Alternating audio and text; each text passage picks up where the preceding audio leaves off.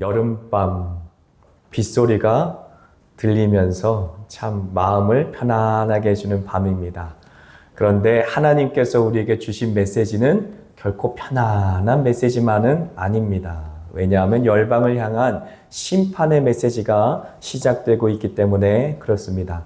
오늘은 시돈을 향한 심판의 메시지인데, 시돈을 향한 심판의 메시지는 그렇게 길지 않고 짧아요.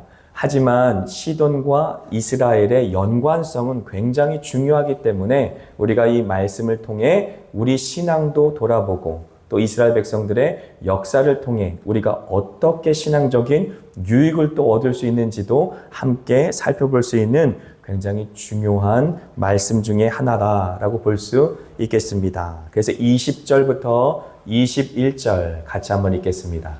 여호와의 말씀이 또 내게 임하여 이르시되, 인자야 너는 얼굴을 시돈으로 향하고 그에게 예언하라 라고 말씀하세요. 인자야라는 단어 많이 익숙하지 않습니까? 에스겔서에만 93번이나 등장합니다. 구약 성경에 총 102번밖에 등장하지 않는데 102번 중에 93회가 에스겔서에 전부 다 모아져 있어요. 그리고 다니엘서에 3번, 나머지는 이제 다 흩어져 있지만 그렇게 하나님께서 에스겔서와 다니엘서의 인자라는 호칭에 대해서 많이 강조하면서 이야기한 이유가 있습니다. 첫 번째 이유는 우리 임주환 전도사님, 인중 전도사님께서 이제 월요일과 화요일 날 계속해서 말씀을 전하시면서 교만에 대해서도 말씀을 증거하였지만, 인자라는 말씀을 통하여 인자는 사람의 아들, son of Adam이라는 뜻이거든요. 아담의 아들, 그러니까 육신적으로 아담의 후손, 그래서 사람의 아들을 인자라고 한자로 쓴 것이죠. 그런데 이 인자라는 뜻은 첫 번째 어떤 의미가 있느냐? 너는 사람에 불과하다라는 뜻을 갖고 있어요.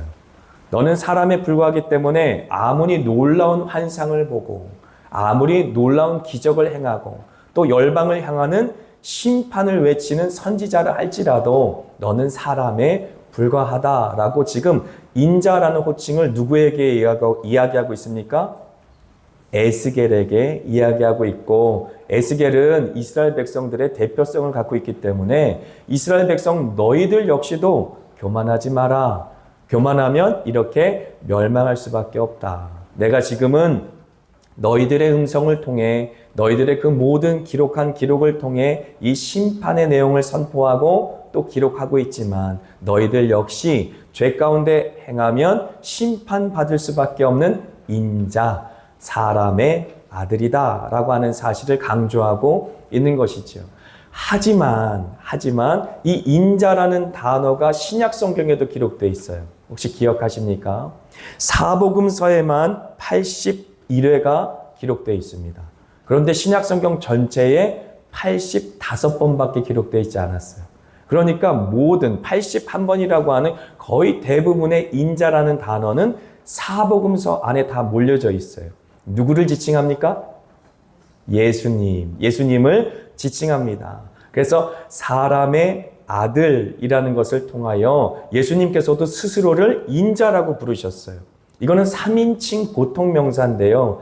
자기 자신을 보통은 1인칭으로 말하게 돼 있죠. 나라는 표현을 통해서 1인칭으로 말하고 있는데 3인칭 보통 명사를 통하여 말함을 통해 나는 구약 성경에 기록된 그 인자야.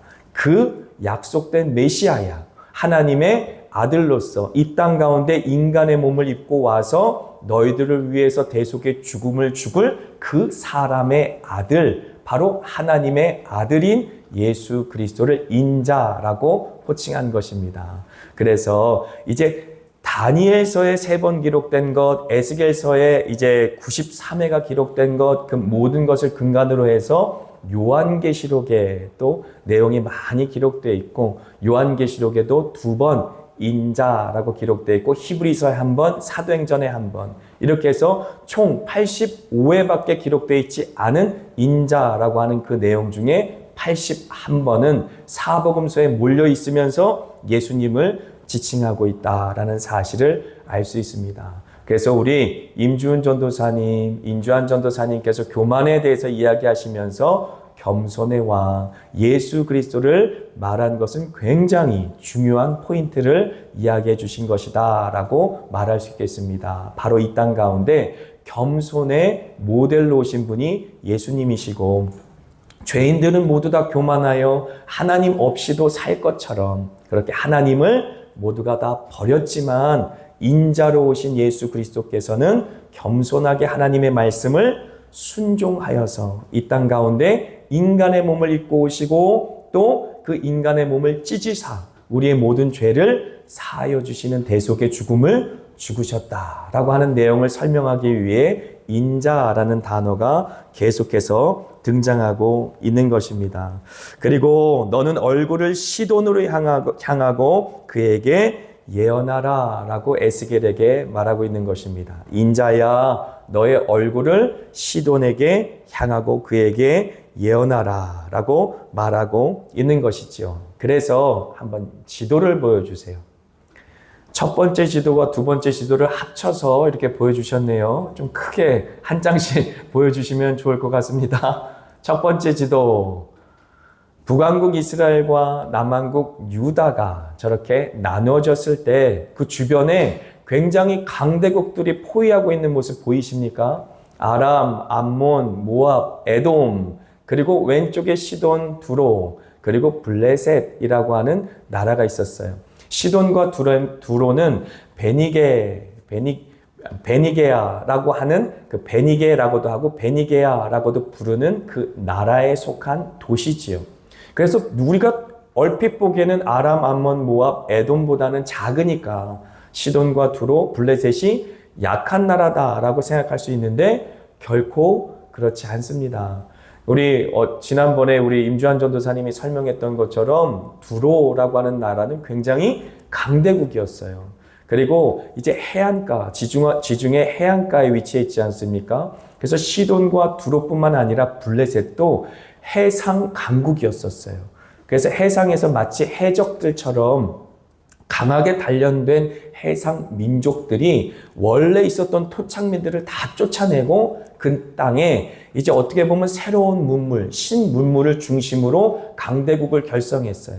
그래서 블레셋 같은 경우는 최초로 철기 시대를 시작하면서 철기 무기를 갖고 있었고, 그래서 다윗 왕이 세워지기 전까지 끊임없이 이스라엘을 괴롭히던 나라가 아닙니까? 그래서 이제 다윗과 골리앗이라고 얘기했을 때 그 배경이 되는 나라도 블레셋이고, 삼손이 등장했던 나라의 배경도 블레셋이고, 그래서 끊임없이 어떻게 보면 종교적으로, 문화적으로, 심지어 언어적으로도, 문화적으로도 중심지였다라는 사실을 알 수 있어요. 무역적으로도. 그 모든 부분에 있어서 신문물들을 다 받아들이고, 그리고 오른쪽에 있는 육지 지역으로 그 모든 문물들을 전파하는 그런 중심적인 역할을 감당했기 때문에 굉장히 위험한 요소였다라고 볼 수 있는 것이죠. 지역은 작아 보이지만 그렇지 않고 악한 영향력을 굉장히 많이 이제 전파한 지역이에요. 그래서 바알과 아세라라고 하는 이 이방신들 많이 성경에 등장하지 않습니까? 바알신, 아스다롯이라고 말하는 또 아세라신, 이 모든 이방 종교의 시작 역시도 저 해안가에 있는 시돈과 두로를 통해서 전파된 것이. 그래서 혹시 아시는지 모르겠지만 시돈의 왕, 이제 엣바알이라고 하는 바알이 함께한다라는 뜻의 엣바알이라고 하는 시돈 왕의 딸이 이사벨이었어요.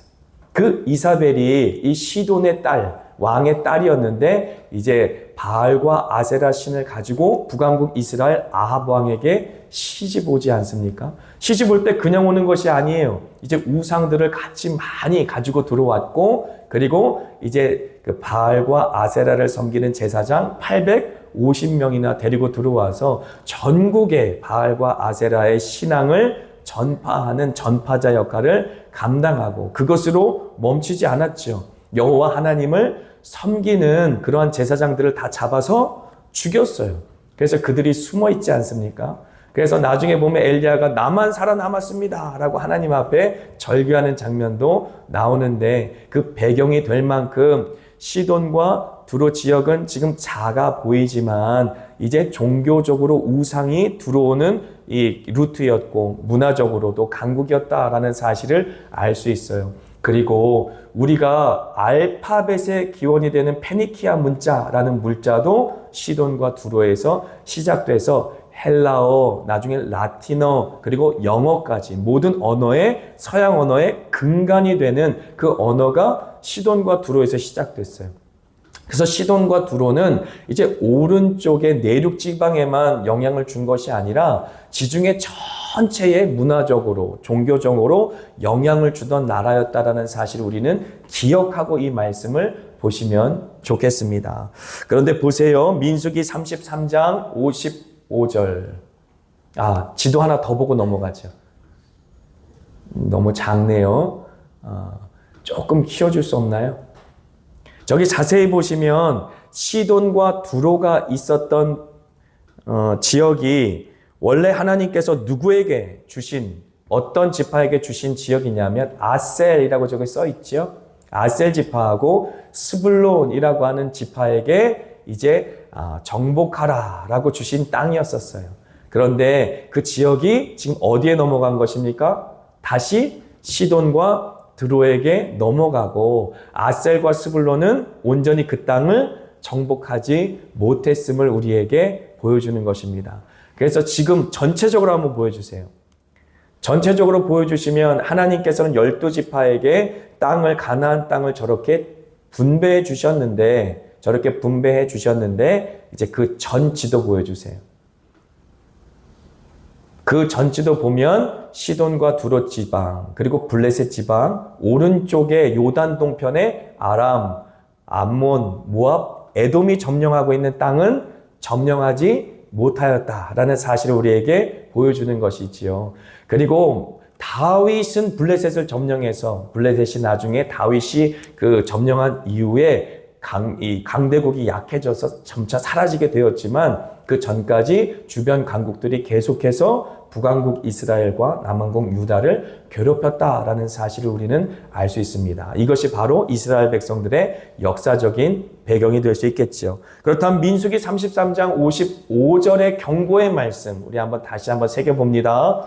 너희가 만일 그 땅의 원주민을 너희 앞에서 몰아내지 아니하면 너희가 남겨둔 자들이 너희의 눈의 가시와 너희의 옆구리에 찌르는 것이 되어 너희가 거주하는 땅에서 너희를 괴롭게 할 것이요 라고 말씀하셨지요. 주님께서는 가나안 땅을 약속해 주셨고 그 가나안 땅을 이스라엘 백성들에게 주셨어요. 하지만 모두가 다 점령된 상태, 완성된 상태에서 주신 것이 아니라 정복하라 라고 주셨습니다. 굉장히 중요한 그림이에요.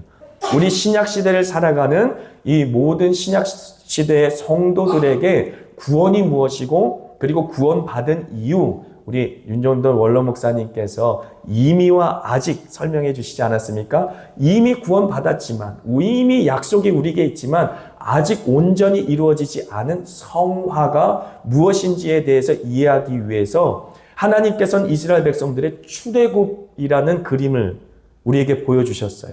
그래서 우리가 원래 속해 있었던 멸망의 도성, 이 세상에서 우리를 건져내시죠. 예수 그리스도를 믿은 다음에 이 멸망의 도성, 세상에 속하였던 우리가 예수 그리스도를 믿는 교회가 되어서 주님 품으로 안겨지게 되었어요. 그래서 하나님의 나라인 교회가 이 땅 가운데 이루어지게 되었습니다. 하지만 아직 완성된 것은 아니다라는 그림을 가나안 정복 전쟁을 통해 우리에게 보여주는 것입니다. 끊임없이 우리가 싸워서 우리의 옛사람을 벗어버리고 세속적인 생각과 가치관과 습관을 다 벗어버리고 이 세상의 향락과 욕심을 다 벗어버리고 우리가 주님께로 내 마음과 심령을 다 드리면 드릴수록 우리 마음은 하나님의 나라가 되는 것처럼 가나안 정복 전쟁도 온전히 이루어진 상태에서 이스라엘 백성들에게 준 것이 아니라 정복하라 라고 말씀하신 것이죠. 이것은 아담과 하와에게 주셨던 명령 그대로입니다. 하나님께서는 그냥 완성된 나라를 주시는 것이 아니라 생육해라, 번성해라, 온 땅에 충만해라, 정복하라는 명령을 우리에게 주시는 것이죠. 이 땅 가운데 우리에게 주실 때 그냥 완성된 성화, 완성된 예수님의 형상을 주시는 것이 아니라 우리가 하나님의 말씀에 순종하면 순종하는 만큼 우리의 마음속에 예수님의 형상이 회복되어지고 우리 교회라는 공동체를 통해 하나님의 나라가 이 땅 가운데 임하는 역사가 있는 것이죠. 그것을 우리는 성화라고 부릅니다. 그래서 몸부림치며 싸우면 싸우는 것만큼 우리는 지속적으로 하나님의 나라를 확장해 나가는 정복전쟁이 우리 마음속에서 이루어지고 있는 것이죠. 우리 일생을 다 들여 이 정복전쟁이 이루어지는 것이에요. 갈렙의 그 고백처럼 이 산지를 나에게 주시옵소서 라고 선포하면서 우리 마음속에 주 예수 그리스도의 이름에 깃발을 꽂을 뿐만 아니라 우리 가정에, 우리가 사는 모든 삶의 지경에 예수의 이름의 깃발을 꽂고 나아가는 그 모든 정복전쟁의 그림이 가나안 정복전쟁 가운데 있다라고 하는 것이지요. 하지만 우리가 또 넘어지고 미끄러질 때도 많이 있지 않습니까? 그러한 모델이 되는 것도 역시 이스라엘 백성들이다. 아까 그림, 지도에서 본 것처럼 분명히 하나님께서는 가나안의 12지파에게 분배해서 그 땅을 다 주셨지만 온전히 다 정복하지 못한 모습을 보여지고 정복하지 못한 땅에는 누가 와서 깃듭니까? 이방 민족들이 와서 살기 시작하는 것이지요. 땅과 사람은 긴밀하게 성경에선 연결되어 있어요. 하나님께서 땅만 축복하는 것이 아니라 거기에 사는 사람을 축복하사 그 땅을 축복하세요. 반대로 그 땅을 우리가 정복하지 못하면 그 땅이 저주가 임하는 것은 하나님의 백성이 없고 이방 민족, 우상을 섬기는 자들이 그 땅을 점령함을 통하여서 악이 관영하기 시작하고 다시 하나님께서 그 땅을 심판하실 수밖에 없는 오염된 땅이 된다라는 사실을 우리에게 보여주는 것이지요. 하나님께서는 가나안 백성들을 심판하시겠다라고 말씀하신 이후에 400년을 기다리셨어요. 이 아브라함에게 가나안 땅을 준다 말씀하셨을 때 가나안 족속 가운데 아직 죄악이 가득 차지 않았기 때문에 그 죄악이 가득 찰 때까지 400년을 기다리셨다라는 사실을 알 수 있어요. 그러므로 하나님께서 이스라엘 백성을 가나안 땅으로 이주시킨 때가 적기였었어요.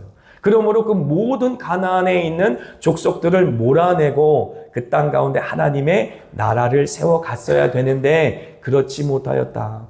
땅을 정복 못한 것이 아니라 사람을 정복하지 못한 것입니다. 그들 가운데 끊임없이 이방 민족들을 남겨두어 그들이 눈의 가시와 너희 옆구리에 찌르는 것이 되었다라고 말했는데 이 말 그대로 24절 그대로 이루어진 것을 보게 됩니다.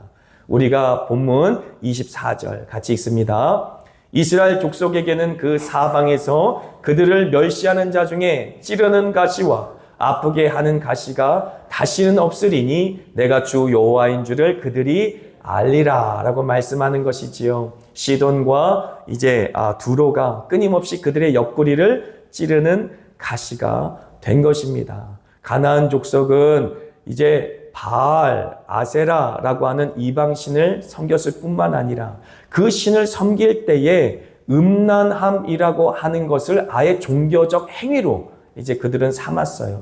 그러므로 우상을 섬긴다라고 하는 것은 하나님을 대적하는 거고 그들이 음란하게 제의를 행한다라고 하는 것은 하나님의 형상대로 지음을 받은 인간의 그 모든 존엄을 말살시키는 거고 하나님의 형상을 파괴하는 것이기 때문에 하나님께서 인간에게 주신 하나님의 이름, 그 영광스러운 이름을 욕되게 하는 적극적인 사단의 공격이 된다라고 볼 수 있는 것이죠.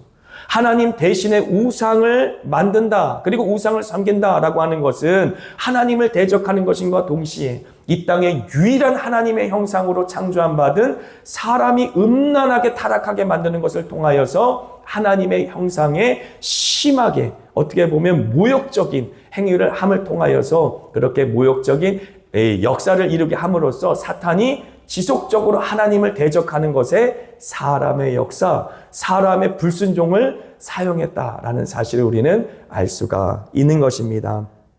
그렇다면 시돈은 누구인가라는 부분을 우리가 한번 같이 보겠습니다. 시돈은 역대상 1장 13절에 자세히 설명하고 있습니다. 같이 한번 읽습니다. 가나안은 맏아들 시돈과 헷을 낳고 라고 말합니다.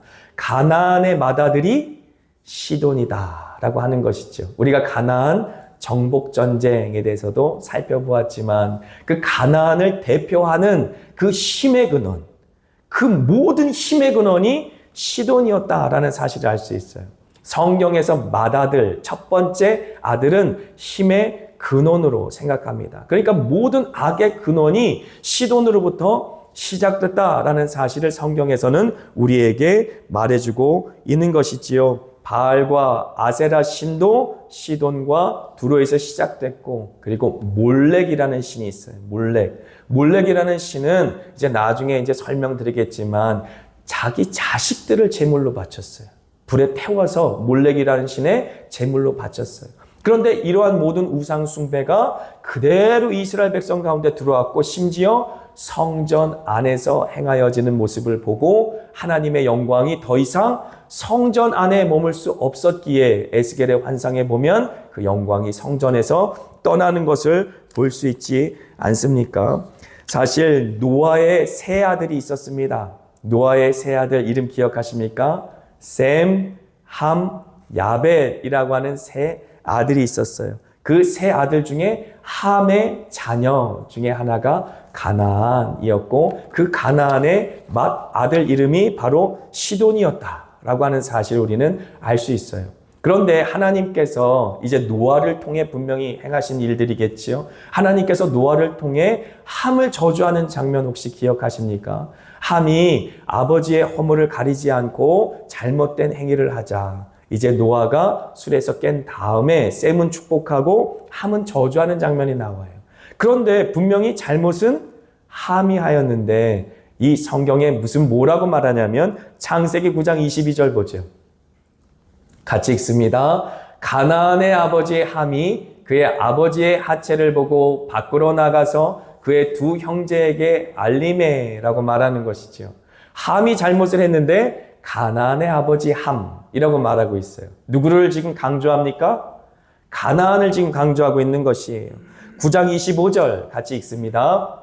이에 이르되 가나안은 저주를 받아 그의 형제의 종들의 종이 되기를 원하노라 하고, 함을 저주하는 것이 아니라 직접적으로 가나안을 지금 저주하고 있는 것이죠. 무슨 말이냐면 이제 셈의 후손은 바로 아브라함이 셈의 후손이잖아요. 아브라함의 자녀들 이스라엘 백성들을 통하여서 이제 가나안이 정복될 것을 하나님께서는 미리 예언하신 거죠. 9장 26절 같이 읽습니다. 또 이르되 셈의 하나님 여호와를 찬송하리로다. 가나안은 셈의 종이 되고 라고 말함을 통하여서 이제 셈의 후손인 아브라함을 믿음의 조상으로 삼아서 아브라함의 후손들을 통해 하나님께서는 가나안을 정결케 하시고 그 땅을 다시 하나님께로 돌아오는 역사가 있도록 하실 것이다 라고 약속하신 것입니다.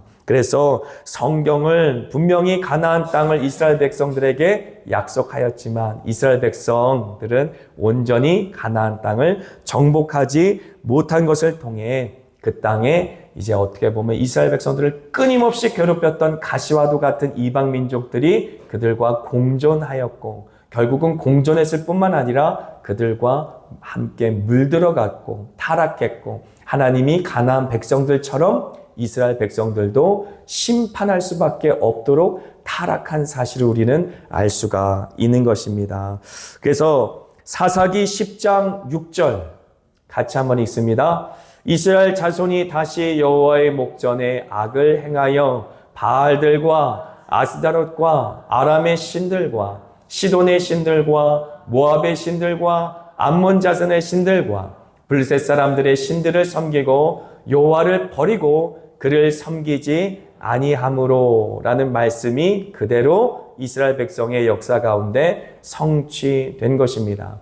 시돈의 신뿐만 아니라 주변에 있는 모든 이방 나라들의 신을 다 받아들였어요.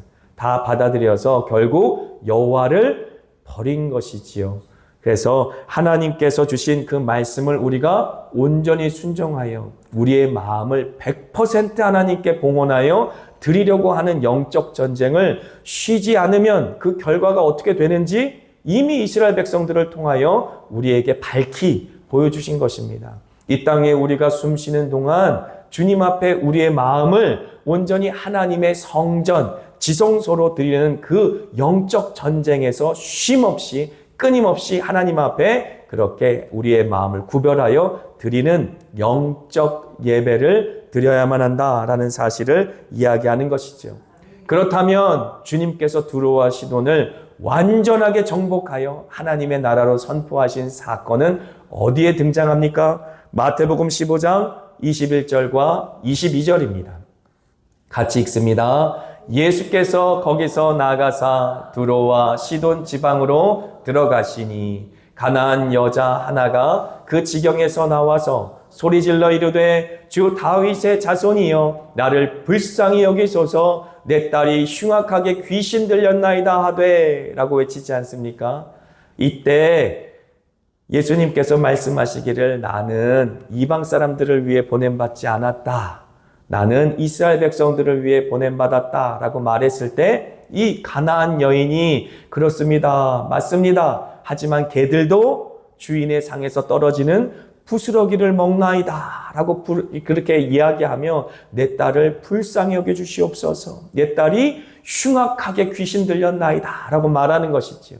우리 임주환 전도사가 설교하면서 두로가 어떻게 심판을 받았는지에 대해서 말씀을 전했어요. 두로는 하나님의 경고 그대로 하나님께서 직접 심판하셨습니다. 이스라엘 백성들이 정복하지 않았어도 두로와 시돈의 죄악을 하나님이 직접 심판하셨어요. 하나님이 직접 그 땅을 정복하셨죠.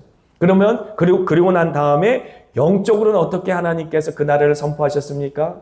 예수님께서 이 땅 가운데 오심으로 말미암아. 그래서 몰렉이라고 하는 우상 가운데 자기의 자녀를 정말로 제물로 바치던 그 민족들이 예수께 나와 내 딸이 흉악한 귀신에 들렸나이다. 제발 나의 자녀를 구원하여 주시옵소서 라고 다윗의 자손인 예수 앞에 무릎을 꿇고 주님 우리를 불쌍히 여겨 주시옵소서 라고 간구하는 장면을 통하여서 구원이 그들에게도 임하였다. 하나님의 나라가 그들에게도 임하였다라는 사실을 우리에게 보여줌을 통해 이스라엘 백성들은 전복전쟁에 실패하였지만 하나님께서 직접 두로와 시돈을 심판하심으로 말미암아 그 땅을 주님께서 취하셨고 그 영혼들은 예수께서 직접 그 자녀들을 구원하심으로 말미암아 소망이 있게 하신 것입니다.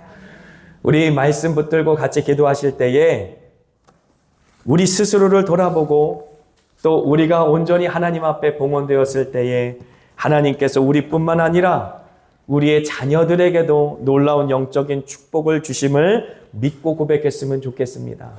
마치 시돈과 두로 지방에 있었던 우상을 섬기던 이방 백성들이 아무것도 모르는 가운데 자기의 자신을 몰렉의 제물에게 바치며 그 불로 태워서 자기의 자식을 죽이면 자기가 복받을 줄 알고 그렇게 우상에 속아 사탄 원수마귀의 괴계에 속아 그렇게 영적으로 끊임없이 타락한 모습으로 멸망의 길로 달려갔지만 결국 예수님 앞에 엎드려 내 딸이 흉악하게 귀신 들렸나이다 라고 간구함을 통해 예수님께서 그 여인의 간구를 응답하시고 그 모든 악한 영을 쫓아내시고 수로와 시돈과 두로도 주님께서 주님의 나라로 선포하셨던 그 말씀을 기억하며 이 시간 요게벳의 노래 함께 부르며 주여 우리의 마음과 심령 가운데도 주님 온전히 100% 하나님의 나라가 되게 하여 주시옵소서. 뿐만 아니라 그 나라 내 믿음의 자녀들 영적인 자녀들에게도 선포하게 하여 주시옵소서. 온전히 주님께서 임하심으로 말미암아 흉악하게 귀신 들려있는 나의 모든 사랑하는 가족들과 자녀들과 그 모든 이 민족의 그 모든 영혼들에게 주님께서 은총을 베풀어 주시옵소서라고 하는 마음으로 함께 찬양하고 기도하겠습니다.